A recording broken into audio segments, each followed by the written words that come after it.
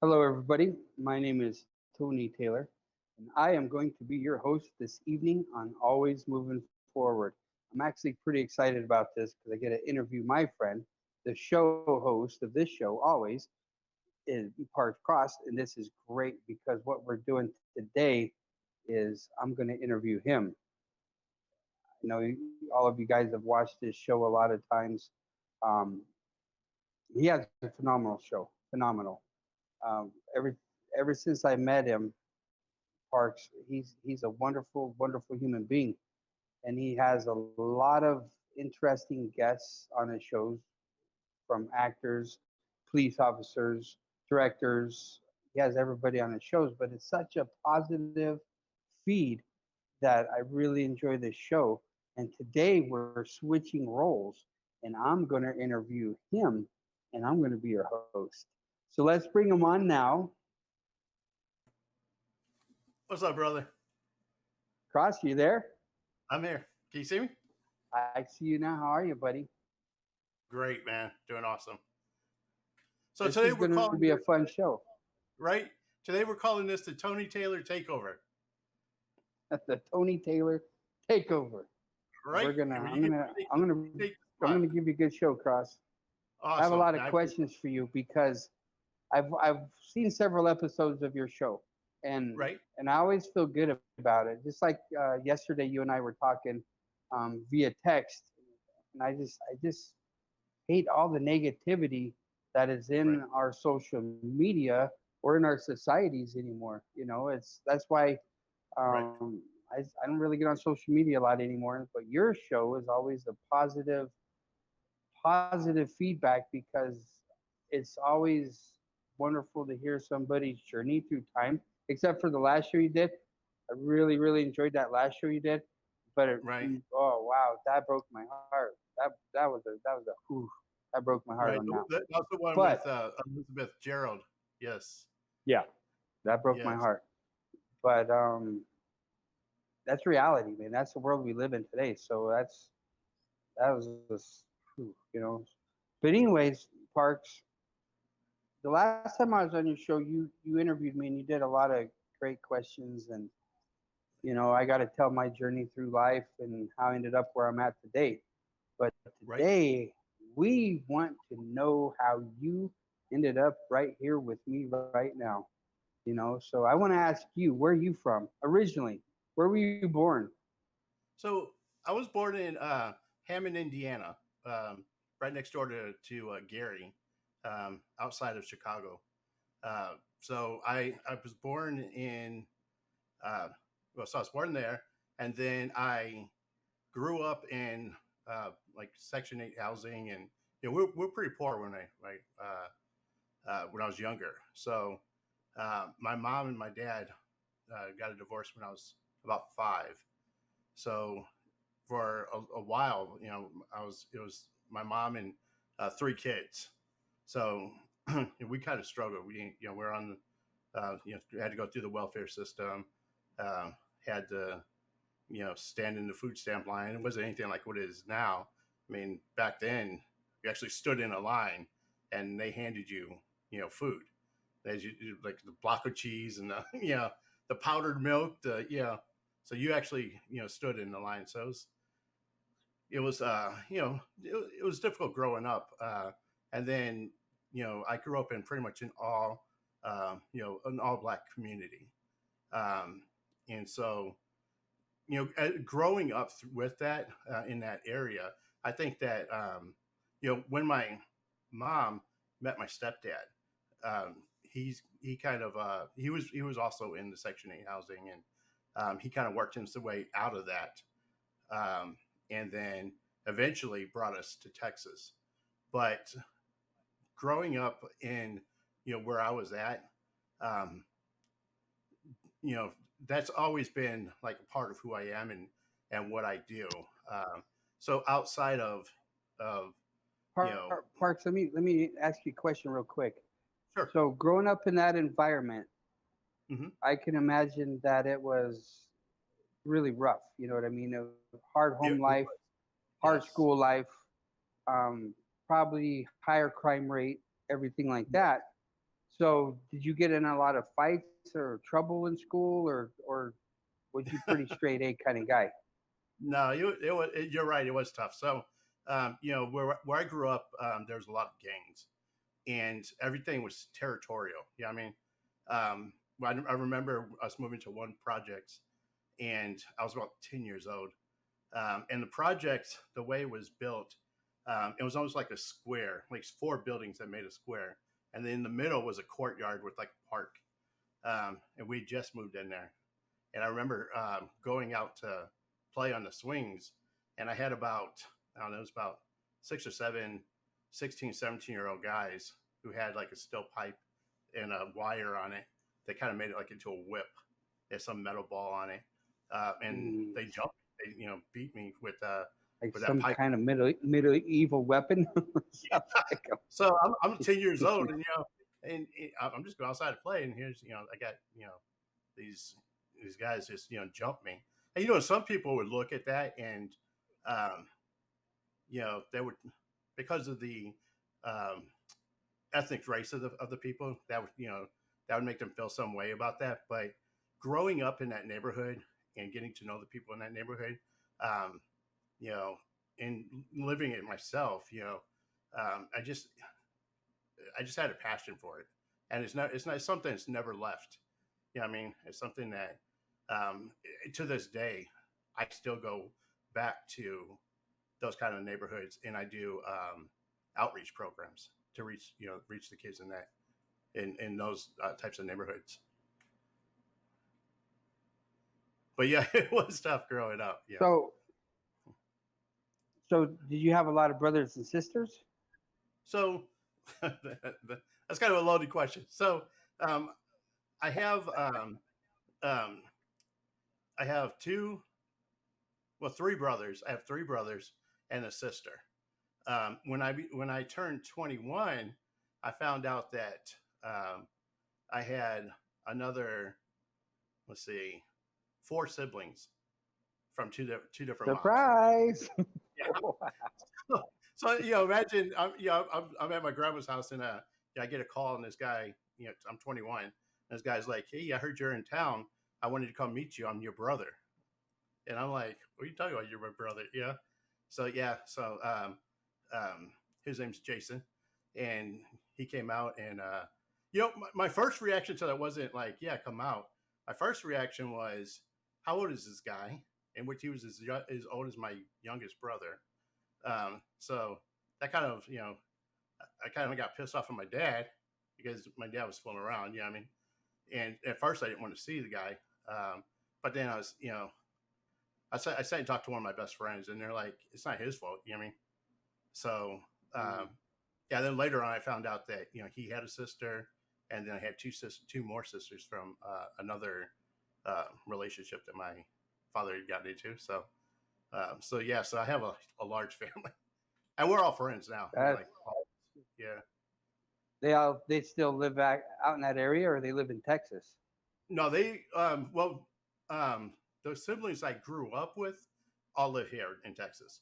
But my half brothers and sisters, they all live back up north.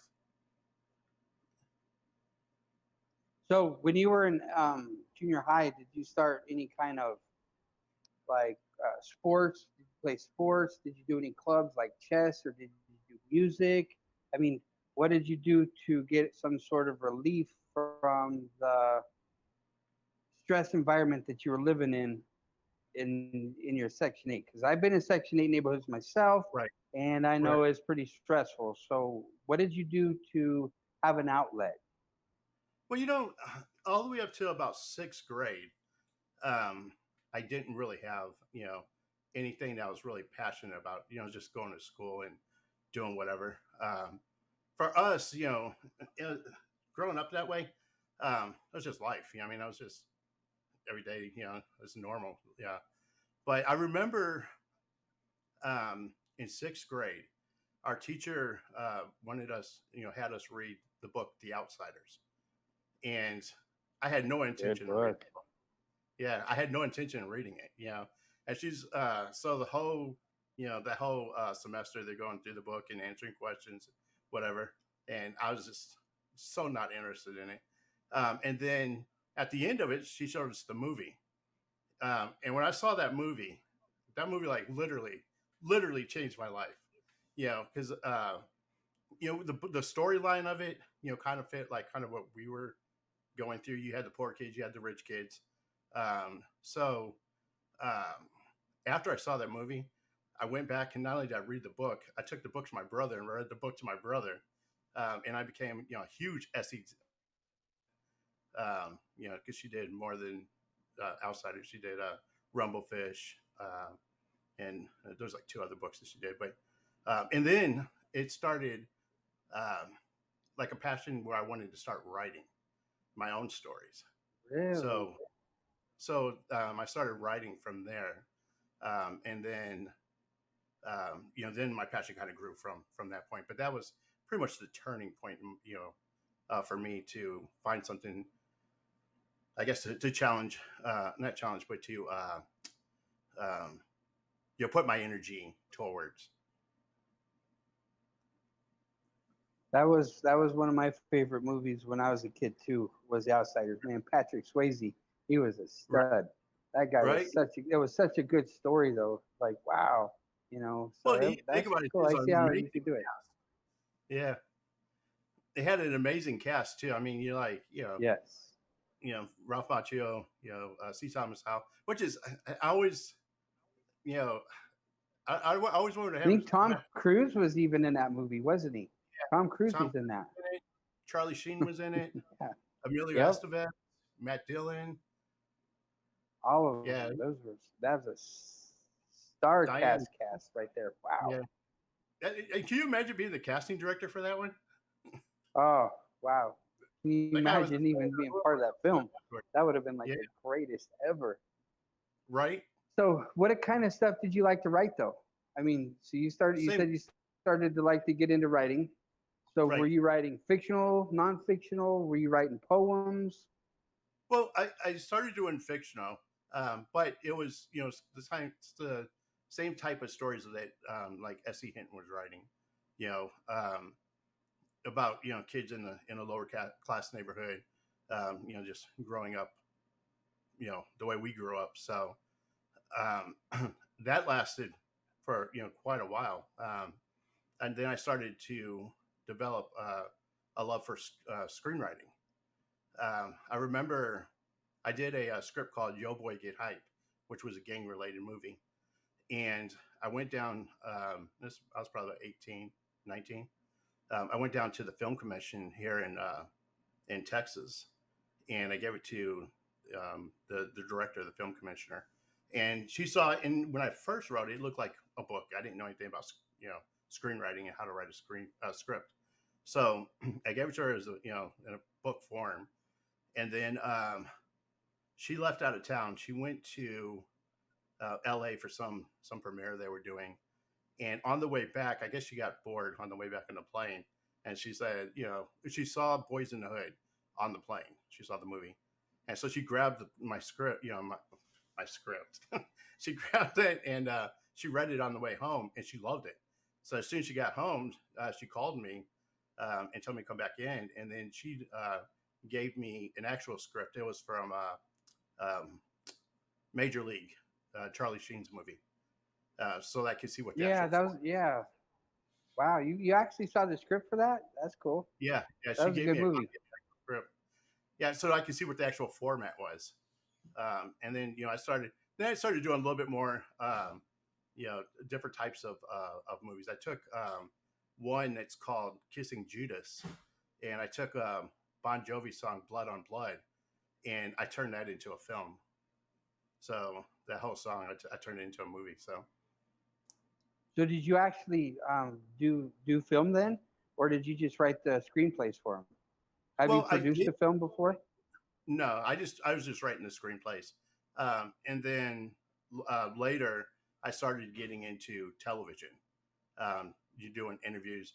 Um, my first television show actually was a music video show. So I went back to the projects that I grew up in, and there was a couple of rap groups out there, and so I started filming their music videos and then sticking them on a show. Uh, and that show was called In the Mix. And the funny thing about that show was is that show was on public access television, and some people don't know what public access television is, but there's like free stations, and there used to be, anyways, like free stations you could go in and have a show. And um, so I did this show, and then I left Chicago, came back to Texas, and um, you know, I started a show here, and I wanted the copy from a show from there. So I called them up and I asked them if they could send me the copy of the show, and they told me that that show aired for a year after I left, and they got so tired of watching it they recorded it. Wow, Yeah, it's outstanding. yeah, So, so then you got into that stuff, and I right, know you've been married for a long time because you just recently celebrated your anniversary, which correct, happy yes, again. I'm very happy for you. That's really a feat in this world that we live in today. Is really you inspired me. The last time I was on your show, talking about your marriage a little bit. But how long have you known your wife? So we were friends for about 8 years before we even started dating. So we were friends for a long time. I kept trying to ask her out. She kept turning me down. So when I came back from Chicago, I was still rough around the edges. I mean, I was like, you know, you wouldn't recognize me. I was clubbing, going out to strip clubs, and I was still What? had that mentality. Yeah, I still had that mentality. From moving from Chicago to come here, the hell thug mentality. So, and my wife is totally different. My wife, born and raised in the church, and so yeah, I was definitely You're not like, that type. stay away from me, heathen. Right? Stay away. I don't know what they preached about every Sunday. So, so finally, after 8 years, I guess I wore her down. So, and then we've been married for um, since '99, so 23 years. Wow, that's For incredible. I'm still really impressed. Not too many people today in our world make it that long, and then right, just so impressed by that. I'm yeah, shocked because just the other day, a couple I know they've been married for over 20 years. All of a sudden, pow, wow, they're done. It's like, what wow, the heck happened there? Why would you do that? But I'm yeah, proud of you, and I'm sure the rest of our listeners that's watching the show, they're going to be right, really, really proud too because I know you have strong family values. But right. I want to know how you got your wife to be interested in you. That's what I Um, really want to know. I don't know. I guess it's just years of wearing her down. I mean, I don't know.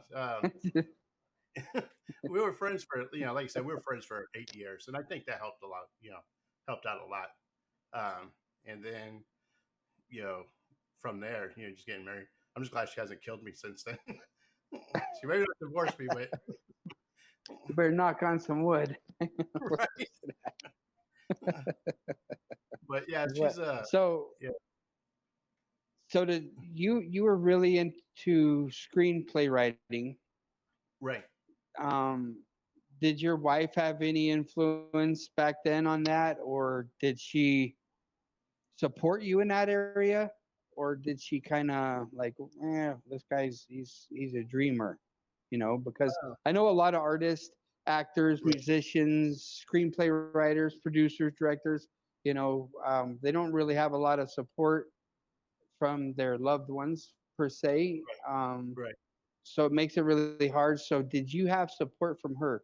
Did she have Uh, interest in that? well, she's always supported what I do. I mean, as far as make sure like doing the studio, and but as far as like being involved in the stuff I do, she's hands off. But she knows that at any given time, I'll have an interview pop up, or you know, um, if somebody wants to meet up or whatever, to talk about different business, because I do different things. So she's fully understanding of that. And then just as a wife, she wants to see it be successful as well. Um, so yeah, that's So you were friends with her for 8 years. right, You talked her into getting married. right. So the point when you guys got married, what was you doing in your life? Um, let's see. So I stopped doing a lot of the stuff I was doing. First of all, Of course, you know, strip clubs and uh, all that. right. So I started making, I started making a change for the better in my life because I started realizing too that as I'm getting older, a lot of the mindset that I had just didn't fit where I wanted to be in life, and then also you know, with wanting to be successful in screenwriting and some of the things, the career-minded goals I had to, to make some changes. And then also, if I wanted to really pursue a serious relationship, with her, then I had to get rid of some, a lot of the stuff I was doing. So, Of course. yeah, Um, so then you got a career. yes, After you met your wife, you got serious. You buckled down. You you matured. Let's say matured.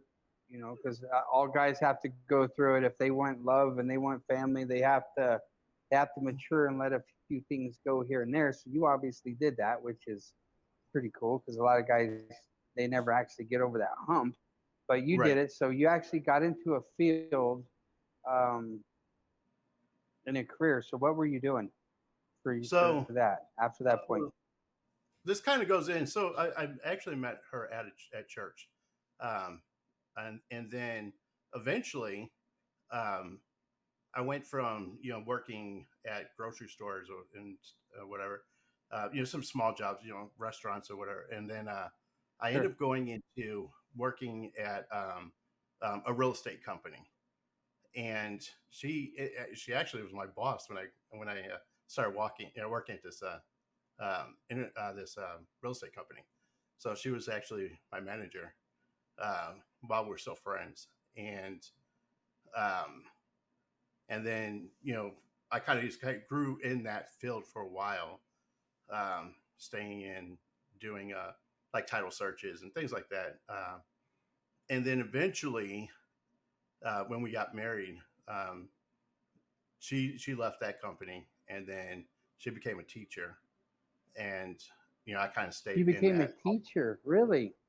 Yeah, well, she does a like a daycare teacher, so she's out there, with these little. I couldn't imagine. I can't do her job. So she's there with That'd like be two so year old, hard. 4 year old. Yeah. Yeah. So um, Patience. Patience of an oak tree. yeah, not.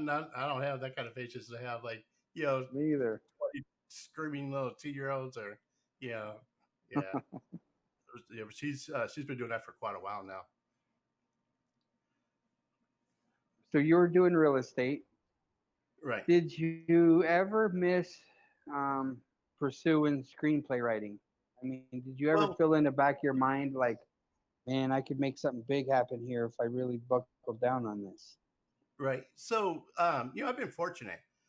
So um, while I work, during the day, I have my day job, but during the weekends and the nights, I've always, uh, pursued, like with the screenwritings, I was still writing for a while, and I was getting out there and meeting people. I was getting invited to movie sets, some of the big movie sets. Um, the the lady from the film commission actually got me on the set for Necessary Roughness. Actually, got to play an extra in Necessary Roughness Really? with Sinbad and Yeah. uh, Bakula and I think Kate. What was the name? Uh, man, she was a supermodel. I'm trying to remember what her name was. Kathy Ireland. Kathy Ireland was in it. So Jason Bates was in it. So yeah, and then the other I thing about remember that, the movie. yeah, the other thing about that movie, Robert Loggia was in it. And the other thing about that movie is that she had me meet the producer of that movie, and he had me come to the set, and as he was filming a scene with Robert Loggia, I was trying to sit off on the side so I wouldn't be in anybody's way. And he's like, "How are you going to learn anything from there?" So he like brought me up and put me behind the camera and was explaining, the shots that he was getting, while he was doing the camera. Mhm. So that was, a really awesome experience. Yeah, that didn't happen to a lot of people. That's pretty lucky Yeah, for you right there. You yeah, know. that was especially such a for such a big, actual blockbuster movie. You know what I mean? Yeah. That was really big. So, how many screenplays have you written that been turned into actual films? Well, I've written several screenplays. Nothing's actually been turned into a film. I kept pitching them and sending them to the different production companies, but I never had anything like pick up. And then I started getting more into television, um, Hmm. bringing in guests and doing kind of what I do now. I had, let's see, three different three different shows going on and a radio show. So um, there's kind of a split um, in between, like when I was doing television and then kind of where I'm at now. Um, in between that time, I actually went into kidney failure. So all the way up until I went to kidney failure, um, I was doing film. Matter of fact, right before that, while I was, still like my kidneys were shutting down, um, I had a internet radio show. We had like 3 million listeners. That was in being aired in LA. I've never been to LA, so we had an internet radio show. I had a music video show that was being aired on public access, and then I had another show where we were taking a band. It was a young band, and we were actually writing, like turning it into a TV show. So it was a real band, but we were scripting out um, um, like a scenario, like make it an actual television show about this band coming up. So um, we had like the whole storyline, and we are like doing this whole thing about this band coming up, and then if people wanted to be in the movie, they came to the actual concerts of the band. So we kind of brought them in, and then I got sick, uh, and I was on dialysis for about 2.5 years, and You're so I kind of, kidding me. yeah, I was it was rough, man. So for a year, because I didn't have insurance, for this first year, uh, that was in kidney failure. The doctors just kept sending me away. My legs were swelling. I couldn't walk. The toxins had built up in my body, and my feet were so sore. And every time I go to a doctor, as soon as they figured I didn't have insurance, they would just call it gout and send me away. And one Really? day, yeah, one day, and this went on for about a year. Um, and then one day I dropped my wife off at work, and I was so weak. I was like, I'm just gonna fall asleep in the car because I don't even have the energy to drive home. So I was gonna fall asleep in the car, and somebody told me, there's a hospital a block over. Just drive to the hospital.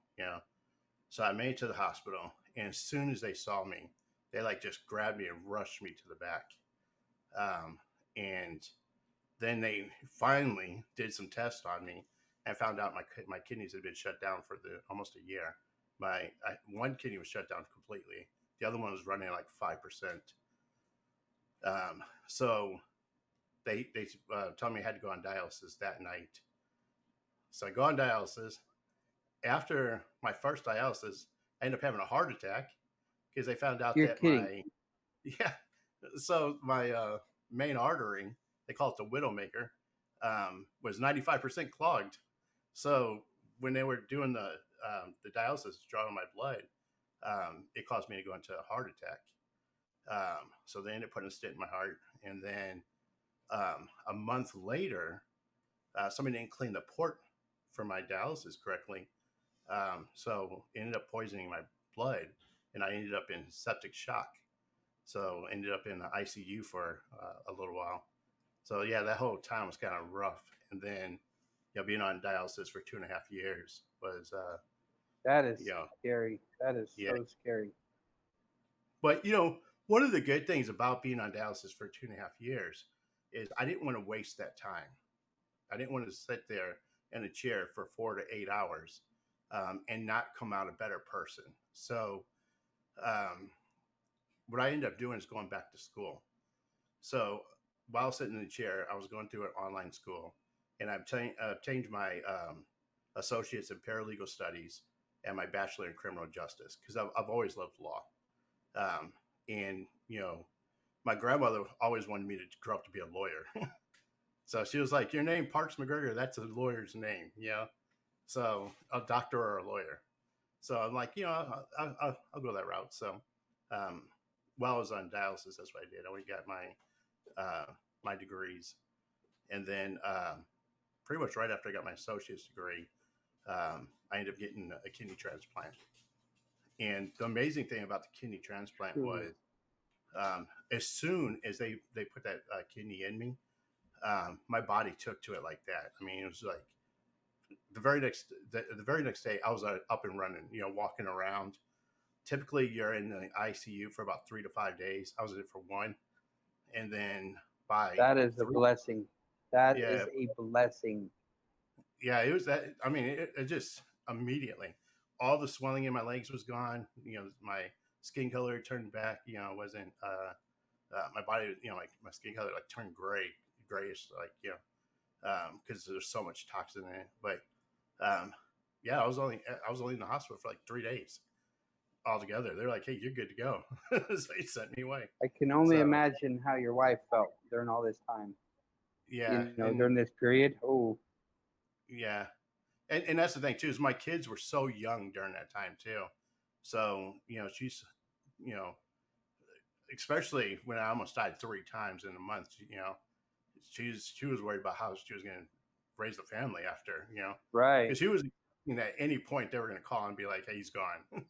Because it was pretty bad. So So how many and kids do you have?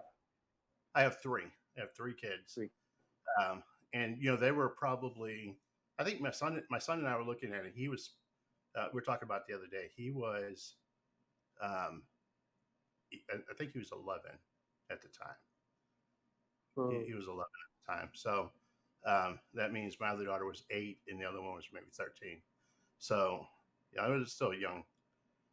Um, but yeah, um, I know it was tough on her because she's got the young kids. Actually, you know what? I'm thinking I may have been even younger than that. Because I think my son. Think about it. He was 6.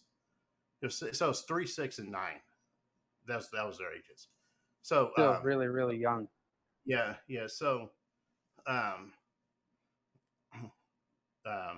yeah. So she was trying to find people to babysit them, so she'd come up to see me, and then two of them are in school, so she's trying to deal with their schooling, and it was a lot on her. So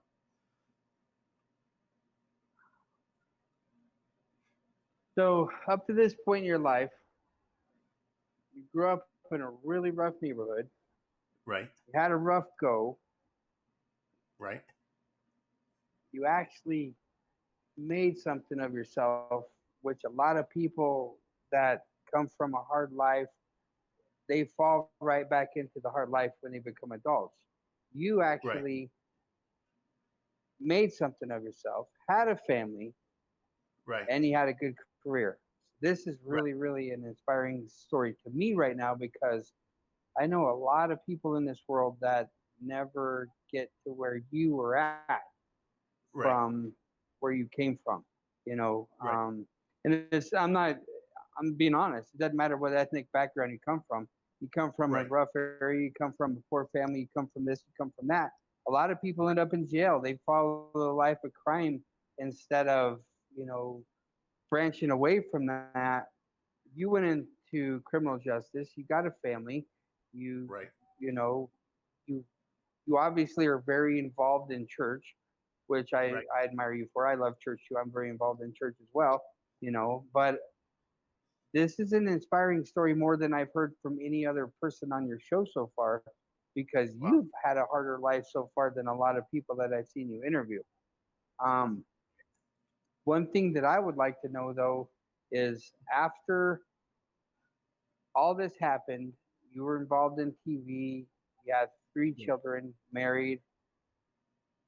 You realized after you got your kidney, I'm gonna make it now.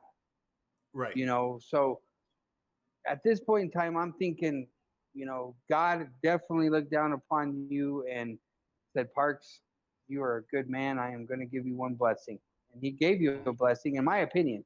It could be Right. wrong, but he gave you a blessing. So what did you do with this blessing after this? So and that's a good point because um, because of my faith, I believe that whole year, because when I came in and the doctors saw my results from before they put me on um, dialysis, they told me that the toxins were so bad in my body, I should already be dead. They told me that they didn't even know how I was even standing in front of them. That there's they were surprised I was even there. Um, so I believe that whole time that God kept His hand on me and protected me. And then once I had the kidney transplant, and things turned out the way that it did, where my body just accepted it immediately. So there's another guy that was next door to me who actually got the other kidney, and he went through a rough time. Like his body wasn't taking the kidneys like mine was, and we got the same donor. You know what I mean? So that was for me. That was a blessing too, and from that point, I made it. I made up my mind that I didn't want to waste that. So every day, since they told me I had that I was in kidney failure, every day after that, I look at that as days that God's blessed me with that I would have never had. You know what I mean? So I wanted to make the most of that time. I wanted to do something where I'm not, um, because you have somebody else's kidney in you, and that person passed away. You know what I mean? And I didn't get to meet that person, but because of that person, I'm still alive. So I Saved don't your want to. life. Saved Right. your life. So I don't want to waste, the time that whatever extra time I have, I don't want to waste. So I want to make sure that I'm using it wisely and that I'm, you know, uh, blessing other people too. I mean, I want to be not only about myself and trying to, do what I got to do for just me and my family. Just I want to see other people be successful as well.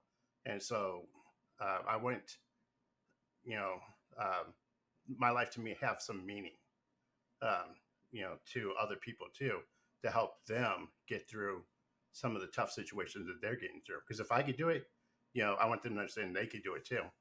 Um, so, yeah, that's kind of, what I took away from it. And then, the other thing that really helped is after I did went to school and I got my kidney transplant. I had to wait a year to go back to work because they want to make sure that the kidneys that you're good for a year with Right. that kidney. So it took me a year. I was ready to get back to work. So my first job back, um, you know, when I before I got the kidney, I was making like $12 an hour, but because I went and got 2 degrees and then came back into the workforce, I started off at $30 an hour. So, you know, I mean, that was huge. That was huge for. Yeah. So, and the first project that I had, it was working for a bank, and I was going through their all their lawsuits. We had to pick out certain lawsuits, and I remember that they had a goal of how many files we were supposed to go through, and it was a low goal, like 3 or 4, and I started learning and picking it up, and I started knocking out about 55 files a day. And all the other people were like, slow down, because you're making us have to do 55, because I was So excited to you be were back to eager, you were hungry, you were work. Yeah, motivated, you were moving. right. So the cool thing about that is that once that project was over, it was like phase 1 of that project. The bank came back and they wanted the contract company I was with to sign a new contract. But in the new contract, they wanted me running the project. So that was in the contract. So I remember I came in. They were giving us $1.50 raise. We got a thing showing that we are getting $1.50 raise. And then I got an email and they said they had some people coming in. They wanted to pull me aside and talk to me. And I remember one of my friends, he's like, they're going to make you a manager. And I'm like, no, man, they're going to make me, yeah. So they pulled me into this office. And then the director of the program, she's like, so we're going to make you a manager. We have a team for you. And we would need you to run this, the next phase of this program. And she said, the offer, the pay for that was $50 an hour. And Wow. I was like, I had no idea what to say. I was, this is somebody who just came from just doing $12. I was happy to get to 30. And then they give us $1.50 raise. I was like, good. And then, she's like $50 an hour. I was like, and she's like, you're going to take it, right? Because she was scared. I was, because, the contract. Let's do 65. We'll talk. Yeah. So I remember walking out of there. I was shaking, man. I was like, I've never made that kind of money. And so, I go to my wife, I call my wife and I tell my wife, and she's like, they're going to pay you $50 an hour. So, but yeah, She's probably ecstatic right now going, woo-wee. She's probably really happy. So, and then the banks went through their whole, up and down with the, the big mortgage bust and all that. So, that caused them to lay us off and bring us back for less money or whatever. But the thing is that getting that, taking that time and getting those degrees, I think really helped. And then it started opening up more doors for me as well. So you went from a career to that, right, to a career in being a talk show host. How did that transpire? Because being a talk show host is a cool job because the shows that you do, like I told you in the beginning of the show we started, I told you that you have positive, your show's positive. So I really enjoy it because of all the positive feedback and people's positive stories like yours right now. Your journey is incredible. Like I told you my journey, the hardships I went through, but wow, the hardships you went through, I'm telling you right now, this is tough. So I'm really impressed. Like, wow, I thought I was a motivated individual, but now after learning your journey, maybe not so much. But it's like, how did you transpire? Because you have a successful show. I mean, your show is very good. I love your show. A lot of people love your show. But I want to know how you made that transition. Did you get burned out in law, or did entertainment business just keep calling you back? I mean, how did this happen? So once I got my Bachelor of Criminal Justice, I started law school, and I was very successful in law school. But I started realizing that my passion was more for the pursuit of justice, and I started realizing that's not necessarily the case in law. In the courtroom, the courtroom is basically more or less who can argue the best. So truth gets kind of thrown out the window. It just becomes an argument, between the prosecutor and the defending attorney who can make the best argument for something. And about that time, Mike Brown, the whole Mike Brown incident happened in Baltimore. And so this is kind of, the story on this is, so I was already wrestling with whether or not I wanted to continue pursuing a career with law, because even though I was good at it, I want to be able to sleep at night knowing that, if I'm a prosecutor, I'm not sending innocent people to jail just for a win. Or if I'm a defending attorney, I'm not getting guilty people off. You know what I mean? So, I was kind of struggling with that. And then at the same time, our church was going through a division, and I kind of started going to a different church. when I came back to the church I was at, a lot of our leadership had left, and I remember sitting there with a friend of mine, and the sound was awful. I mean, you know, the people who running the sound, uh, you know, they had that high pitched noise and stuff like uh, and I was thinking, to God, I was like, where's all the leadership here? Where's everybody at? And why isn't people stepping up? And I felt like God told me that's why people like me are supposed to be there. So, and I was like, well, I don't really have much to offer. So I remember going home, and I slept that night, and I had a dream about this body camera. Vivid dream. I mean, I woke up and I remember every aspect of this camera. And so the next day, I went up to some software developers I knew at the company, and I'm like, "Hey, look, how can we put this camera together?" And at first they were like, "Well, this camera is so state of the art. It's already got to exist." And so they kind of blew it off. A week later, I go back, and I'm like, "Look, I looked it up. There's nothing online like this. I can't find anything." So one of the guys said, I'm going to go to Fry's. I'll get some parts and see if we can create a demo. So he went that weekend, came back, got some parts, and the next week we had a demo. I mean, the parts he got fit perfectly, and it allowed us to do some of the features that we wanted to do with this camera.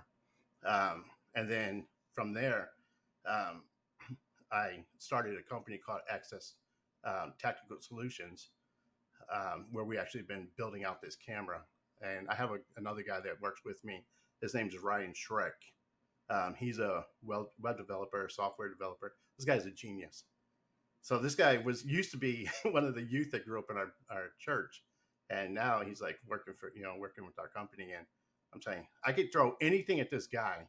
I could say, hey, look, I want this camera to do whatever, and within a week, my camera will do whatever I asked him. Yeah, I mean, this guy's just brilliant. So we created this camera. Um, we created the demo. We've gotten in front of U.S. senators and in front of chief police. Everybody loves the camera. So I didn't really leave the law, the law side of what my right. yeah. So I kept that, and then I've been in front of tons of investors, and then the problem with the investors is they always talk things down because they want a bigger piece of the pie.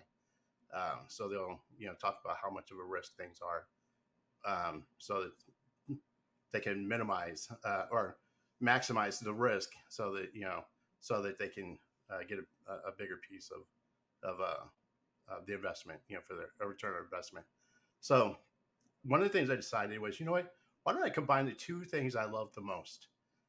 Combine my company and get back on television and do my show, and then I can introduce my audience to the camera, Mm-hmm. and kind of combine the two of them. So the next phase of what we're doing, and why I've been pushing for us to get to 1,000 subscribers, is because the next phase is we're going to roll out a website, and I'm going to start wearing our body cam so that people can actually Oh, see the wow. Very cool.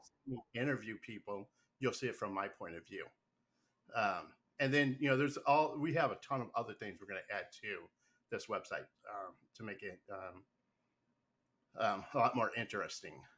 There's a lot of things. I don't want to go into all of it, but there's a lot that we're about to roll out once we get past this 1,000 mark. And then I want the people that's involved in that channel. We'll end up doing a crowdfunding, because we've already done the demo. So now it's just building out the camera. And so I'll have my audience come in, and they'll all be able to invest in the camera. And then we have some other That's things really out. cool. I'd like to learn a little bit more of that after, if you could Right. email me that stuff, because that sounds like something I'd like to get into as well. That's Right. really, really, really interesting stuff. Because body cameras, I mean, they're a necessity in our environment that we live in today. I think all police officers should have them. Firefighters Right. should have them. Medical personnel should have them. Right. EMTs. but also in the industry I'm in, which is the movie business, you Right. know, you know how much cool stuff you can do if you have a good Yeah. quality body camera.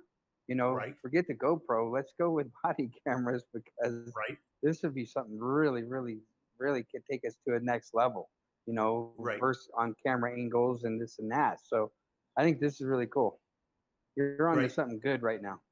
And you know the thing about my body camera, because I was like, well, I'll just go grab a body camera, and just you know, and do whatever. But one of the things that's cool about our camera is that we own the patent on remote activation, which means that we've taken the ability for an officer to turn their camera on and off. We've taken that away from them. So basically, now when a call comes in, and an officer is assigned to the call, the dispatcher is automatically remotely turning that camera on for the officer. That way, if they forget, or if they're, in pursuit of something, and that's not the first thing coming to their mind, when they're trying to spring into action, is to turn on a Right, camera. They're because trying, they're yeah, focused on doing their job and they don't have right, time a lot of times, like you said, to think about it. Well, hang on one right, second, criminal. You got to turn this on, you know. So right. it doesn't. So, so as soon as they're assigned to the call, the camera will be automatically activated for them. And there's some other features we've put on there. We've got a actual physical distress button. We have a GPS that's located on it. Right now, most Really? officers, yes. So So most officers, let's Mhm. say an officer goes down. Yeah. You said a distress signal. So is there a button he can push on it Well, it's two for? ways. So it's two ways. So my camera calibrates its upright position as soon as they put it on.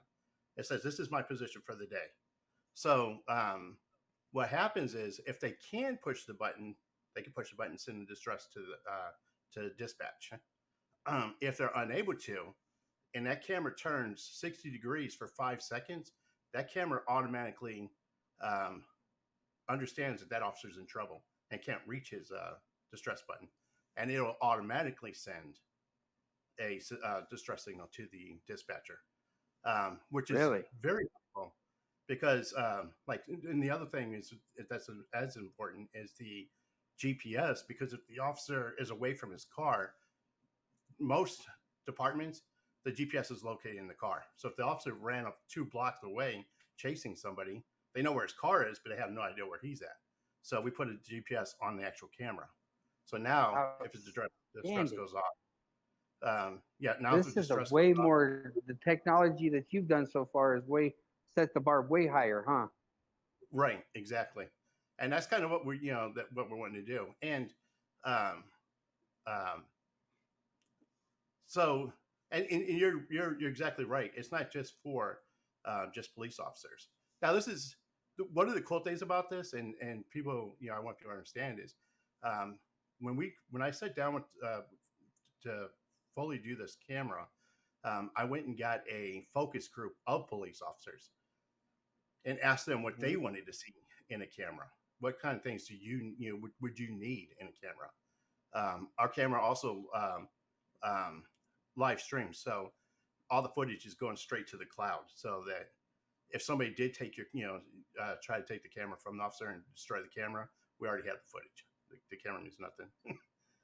So Because there's some other things that we have on there that I can't give away, but some really cool stuff on it that I don't want to give away. But yeah, so so, that's kind of do you have investors now that are really, really interested in it? I mean, because I well, think this needs to be on in our market system now. I really right, do. I feel very strong about this, where this needs to be out in the public now with right. our public servants. We need to have this now. Right. So I've walked away from kind of the investor part, having people invest. And there's not only for the reason of, that a lot of them went more equity in my company. I want the community to feel more. That's kind of why I do the show too, is so I can introduce the camera to them, and have the community help fund this thing, do our Hmm. crowd, because I want the community to feel that they have some ownership as well, because that helps on that side. And then the other reason that I'm trying to keep investors out is when I run my company, there's a specific way I want to run my company, um, and having a bunch of investors come in won't allow me to do some of the things I want to do with my company. Because they Yeah, want to. it gets to be a nightmare with investors and any kind of business things you're doing, especially in the film industry. It's like, oh, but so I can only imagine what it's like in your industrial part right now that you're trying to bring out to the basically the whole world. I mean, Right, this would be a world product, guaranteed it. If right. people got their hands on it, it's going to go worldwide. And we have several other countries who's actually interested in obtaining it as well. So um, as far as clientele, the customers, I have the customers. We just have to build out the camera. I mean, there's Right. not one person I've sat down who didn't love this idea. And here's the thing: is that Ryan Schreck, the guy I told you about, he's already built out all these features. We've tested it. We have, in a matter of fact, what I may do um, for you, Tony, is send you a link, I would and love you can that. play with the demo. You can actually go in and you could turn it on and off. You could hit the record. Uh, That would be yeah, so cool. yeah. So you'll be able to see. You'll be able to play back what you recorded. So yeah, I'll send that over to you so you can see it. And we're also going to put that up on our website as well, so people can play around with it and get familiar with what that camera does. Um, but yeah, I mean, we're to the point. I think the world needs this. Where Yeah, you're at right now, you're like so close to like pow, right, and then exactly. it's so. I think But I it would be a wonderful thing. right, and the other thing is that there's two parts to my company, and this is the other reason why I've stopped kind of dealing with the investors, because there's a second part to my company. Like I told you, my passion and purpose is working with the community. I can Hmm. throw a camera on police officers, and I can, help, obtain the behavior that we're wanting from the officers. You know what I mean? But then you still have the community that has to, that's the other side of the coin. Is the community still has to, do their part too. Right. So I have a program that's part of my company called Driven, and that program, when we go into these, like go into the different cities, especially the inner cities, I want to be able to build a community center and have people come in to the community center and learn different trades, um, and get involved in, to help them get involved in law enforcement, let them get involved, becoming attorneys and judges, encourage them to become software developers. A lot of these kids growing up in these, in the same neighborhoods I grew up in, they think that the only two ways out is either rap music or athletics. They don't understand there's Right. a whole world of other things you could be doing. And here's That my yeah. belief. That's that. My other belief is the best people to police a city is the people who grew up in that city. Um, you know everybody. You know the good guys. You know the bad guys. And Hmm. having some guy from Iowa come down to, to your city, they don't know you. They don't know anyone. They so for me, the best people to run, to police the city are the people who grew up in the city. So I try to encourage that. And then also, the justice system, become doctors, become lawyers, become judges, you know, go for all the things that you don't think is possible. And then, again, there's, you got hardware engineering, you got software developers, there's a ton of things. So with these community centers, I kind of Good want to branch careers. that out and encourage them. And then the other thing I want to be able to do is for entrepreneurs, people in the city, in lower income cities that have ideas to build companies. I want them to be able to come to us and us help fund and create businesses out in the communities. Because also, if you have people who have their own businesses, they're going to want to make sure they take care of those cities as well. They want to, Yeah, they take more ownership. They take more pride in right, it. They're going to work harder. They're going to be more dedicated. So right, I think small mom and pop businesses are so exactly. valuable to our society today. But it's so hard. I mean, look at COVID. COVID knocked out so many mom and pop businesses. It was just heartbreaking. But I Yeah, think, and that hurts the now city. that we're bouncing back, Yeah, you know, right, it can happen. But I think what you're doing with your determination on reaching kids and even young adults or even adults like myself, where you can show people that there is a better way, there's a better life, because that does not happen every day. A lot of people don't even care about right, what happens in somebody else's life. And look at you, you got a family, a beautiful wife, you got three children, so that keeps you busy right there. Because trust me, I know I'm a dad. I got two right, kids myself, both girls, and they take a lot of my time. So right, I understand that you're a very busy man, but if right, you can reach back to your community, God bless you, brother. God bless you. Because not too many people have the determination or even the want or desire to help anybody anymore. And it, yeah, gosh, it's so good to meet someone like you. Like I told you a couple months ago, I really, really feel good to meet you because you are a good soul. You are a very good soul. I And now you developed the talk show right, that you get to talk to people from all walks of life. And that's why I want to ask you real quick. I know we don't have a whole lot of time left on the show, but I do want to talk to you a little bit about your talk show because you have different kind of guests on your show all the time.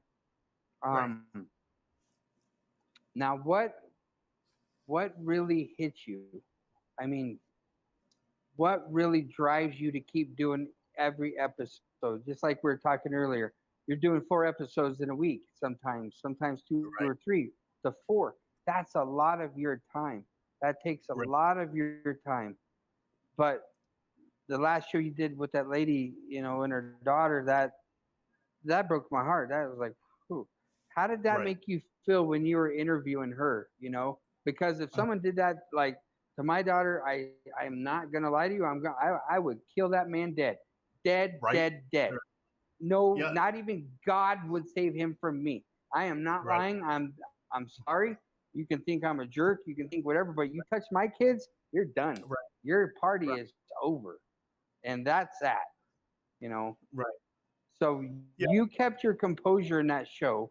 You kept your professionalism in that show because if I was hosting that show, I would have been, oh wow. I don't. How can you do that Right. though? Because I mean, you come from an incredible journey yourself, a hard life. Right. You've had a hard life, but a very blessed life.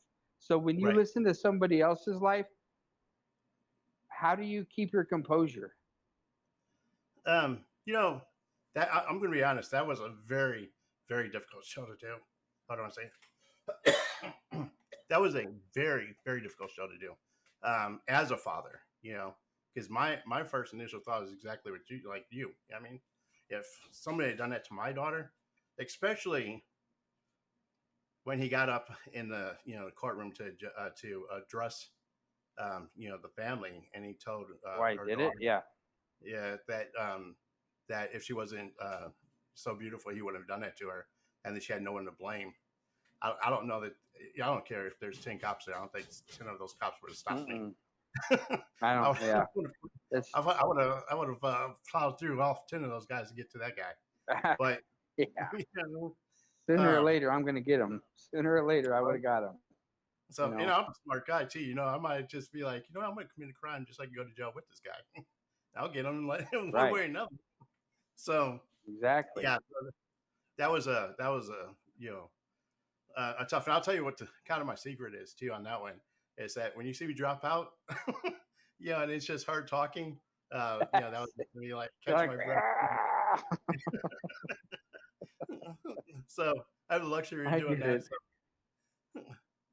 but yeah, so Wow. yeah, and then I still talk to Elizabeth, and she's such an amazing person too, and what she's gone through, and now she's trying to push Marcy's law, which is very important. I'm going to try to help her do that here in Texas, Yeah, as I we would definitely continue to love to grow. help her too. I would love And to help her with that. yeah, I mean, as That's many as that's the way we can give back as well. exactly, and that's and for my audience too. when you watch that and talks to you a little bit about Marcy's Law, wherever your state is, if you want to help push that in your state, um, you know, that would be huge, a huge win. Um, the other thing is that she has a foundation called the MJG movement in her daughter's name. So she has a lot of things that she's trying to do, like events and stuff that she's trying to do. Because now she's an activist, and she's trying to help other kids who are thinking about suicide, and she's helping domestic violence victims, and there's a ton of other things that she's involved in, and so she's doing events to kind of raise funds for that. So yeah, but that interview, I'm telling you, Yeah, out of all the interviews that I've done through my whole lifetime, like I'm telling you, that was the toughest one of all of them. yeah. I actually, when I was watching it, I just wanted to hug that lady, and I just wanted to cry with her. I just wanted Right, to give her my shoulder and be like, this is. I don't even have words. I don't have words, because like I said, as parents, as a father, mother, or grandparent, or whoever's taking care of the kids, right, you're responsible for them kids, and you do everything in your power to keep them safe, and right, give them the best life you can possibly give them. And sometimes you cannot prevent what happened there, and that scares the hell out of me. That scares the death out of me. I mean, as you know, like with my kids, my story. I did rodeo for a very long time, and right. now my little 9-year-old daughter. She's a girl, and Mhm. she's all into this steer riding and bull riding and everything like that. Right, My hair's turning completely white every right, time she wants to do it to go to a rodeo. Because Adriana's just fearless. And I know the dangers and what can happen to her. But I don't want to take her dream away. So I can kind of control this, but on that Elizabeth side, there's no way she could have controlled that. yeah, So I don't understand.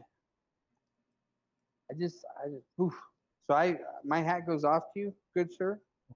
because that was a very well done show. Um, but I think anyone that's watching this show here, you really should get involved in this Marcy's Law, and I really think we need to help push this out. I really do. I think as citizens of the world, this needs to Right. be done. And then So you can also um, see, you can see the documentary. There's an actual documentary on Tubi television. If you look at Who is Marcy, look up she has a documentary on there, and you can see, from different family members, kind of what they went through that whole thing. incredible. Yeah. So I want to ask you real quick. I know we're running out of time, Parks, but who is your favorite actor of all time? My favorite actor of all time. All Hmm. time. Let's see. I would probably say well, maybe my favorite actor of all time, probably Matthew McConaughey. Matthew Really? McConaughey. Yeah, and reason is that he's so diverse in the different roles that he plays, um, and um, Yeah, he's very yeah, talented. just He has just a the big range. yeah.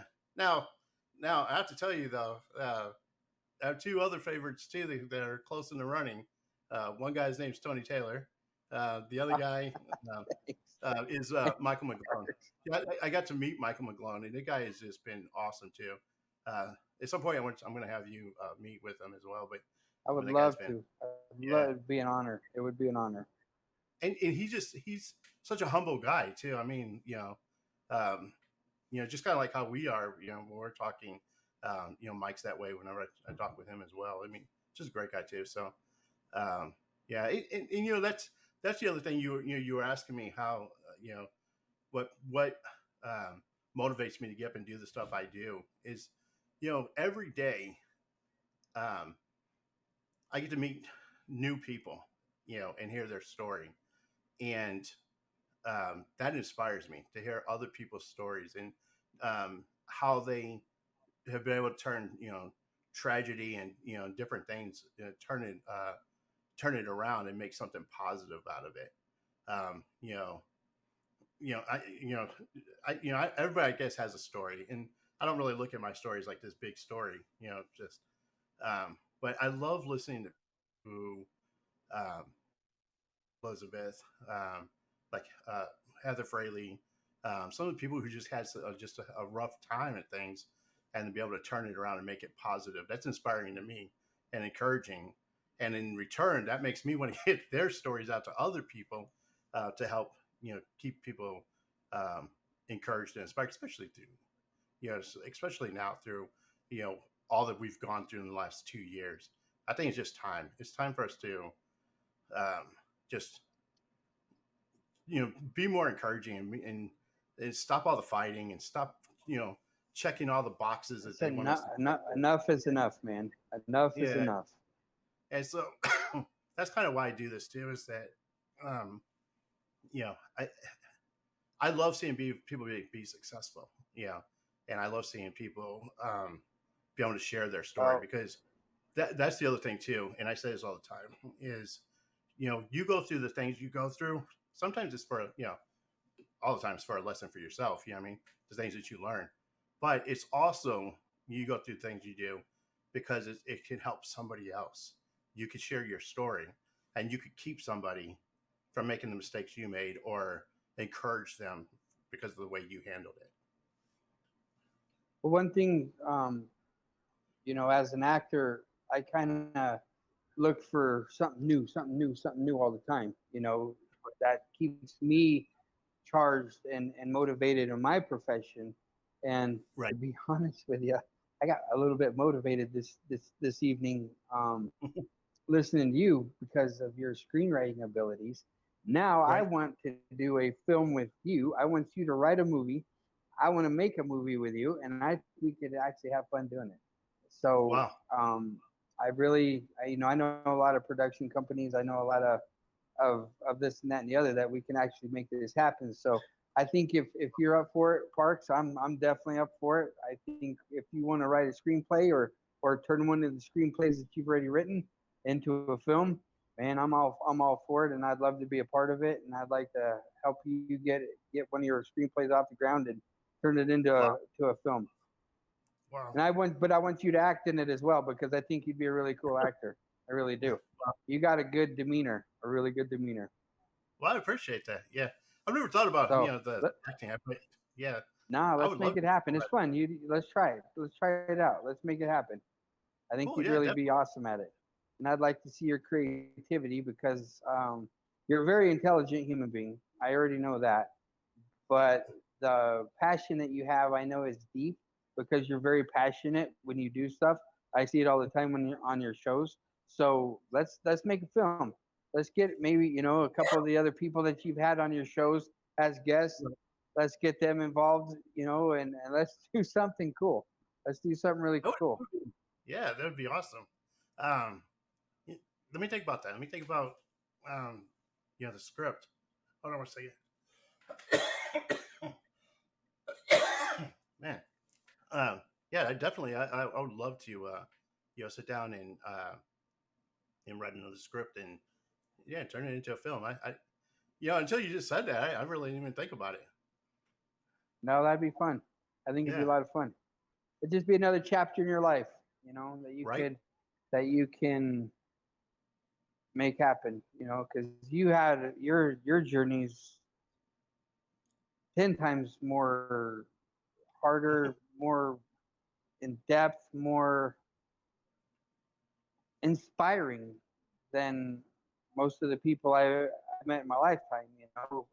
Right. You came from a hard life, you've overcame it, you became a husband of a very long marriage, a wonderful father of three children. You got into law. You created a camera that's going to help the industry.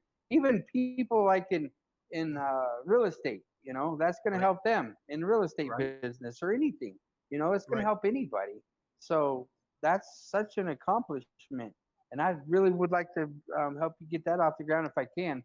I don't know what I can do except, I'd like to buy a few of them, because that would be really Right. cool. So, but I think let's do a film. Let's do a film. Awesome. Yeah, I would love I to. can definitely help you in that area because I know a few people here and there, so Right. we can make it happen. Cool. Yeah, definitely. So I have to think about Yep. I have to think about the film. And What movie to do. But that'd be yeah, awesome. just use your creativity. That would be really cool. But you got to act in it as well. You have to partake in that. So that's part of the deal. You have to be involved in it To besides be the in it. screenplay. All So right. you So have to be in it. so I can't All right. write myself as a tree or something, right? You can be the superhero if you want, man. It's your story. Right. So, So well, cool, man. you, Yeah, I think so that'd be fun. that'd be cool. That'd be really a lot of fun. And I really look forward to seeing a lot more episodes that you put out. I can't wait till you start doing live shows because that's Yes. when people are really going to get to interact with you and your guests. Right. Because I know there's a lot of people out there right now that have a lot more questions for you than I asked you. Right. Especially after hearing your story, I got 1,000 more questions for you, but we just don't have the time for it. But man, Right. I want to know more about you because you are an inspiring journey. Wow. Very. I appreciate it. Look at you now. You know You're what? such a wonderful human being. When I talk to you, I feel my heart is warm because you're just a good Wow. man. I, And I so I appreciate always that. enjoy talking to you, whether we're texting or doing a show like this or whatever Right. we do. But you're a good soul, man. I'm so honored to have met you in my lifetime because you give a ray of sunshine in a cold, dark world that we're living in right now. So thank Wow. you for what you do, Parks, because I appreciate you're a that. good man, and it's an honor to know you. Cool. I'm glad we met too, man. Just getting to meet you. I mean, and then after I interviewed you, I have to tell you, you really encouraged me to keep doing this as well. So after we did our interview, so you're part of the influence, brother. You're Well, part of what I influenced me to keep appreciate doing that. I do it. Yeah. appreciate that, but you better not stop because Oh, there's a it's whole new life for you coming. Don't right. you stop this show because I don't watch too many podcasts, but I like yours. So keep it going. Cool. Yeah. No, I definitely will because the ideal is to keep reaching more people. So yeah, we just begun. Good. Very good.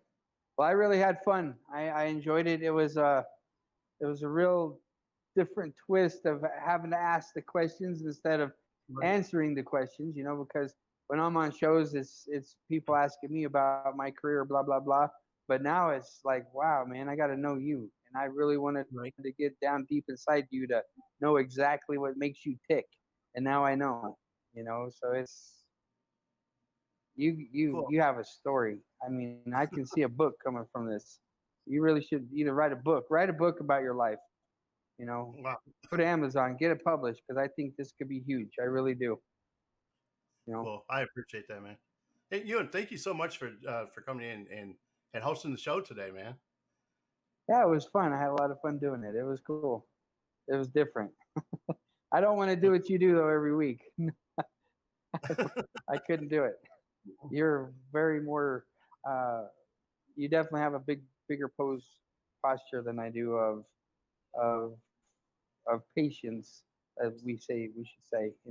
right. But you're very very talented, and I wish your show the most success that can possibly happen. And everybody that's watching this, tell your friends about it, like it, subscribe to it, because it only gets better and better and better every episode. Parks does Right. some amazing thing. He has some amazing guests. They have incredible stories, and it keeps me motivated. So we can motivate each other. And that's the thing of Right. what we need to do. We need to motivate each other, and help each other. If there's a way we can help each other, let's help each other. Let's quit being greedy and stingy and selfish.